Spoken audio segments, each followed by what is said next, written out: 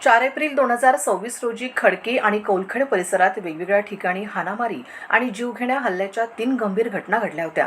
या घटनांमुळे परिसरात भीतीचे वातावरण होते। अटकेतील काही आरोपींवर यापूर्वीही गंभीर गुन्हे दाखल आहेत। जुन्या वादातून हे हल्ले केल्याची कबुली त्यांनी दिली आहे। घटनेचे गांभीर्य ओळखून जिल्हा पोलीस अधीक्षक अर्चित चांडक यांनी तातडीने पथके रवाना केली। आरोपी अटकेपासून वाचवण्यासाठी बार्शीटाकडी तालुक्यातील खडकीशेत शिवारात लपून बसलेले होते। मात्र स्थानिक गुन्हे शाखेने तांत्रिक विश्लेषण आणि गुप्त माहितीच्या आधारे मध्यरात्रीच जंगलात सापळा रचला आणि आरोपींना बेड्या ठोकल्या। त्यांच्याकडून गुन्ह्यात वापरलेल्या 3 मोटारसायकल देखील जप्त करण्यात आल्या आहेत।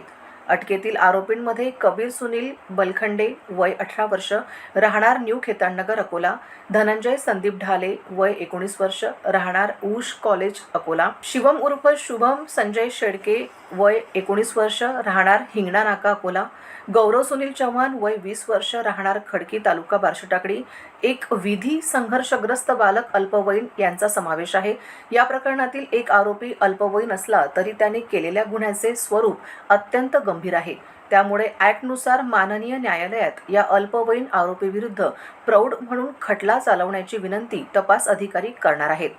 गुन्हेगारांनी आता कायद्याचा धाक ठेवावा असा स्पष्ट इशाराच पोलिसांनी यातून दिला आहे।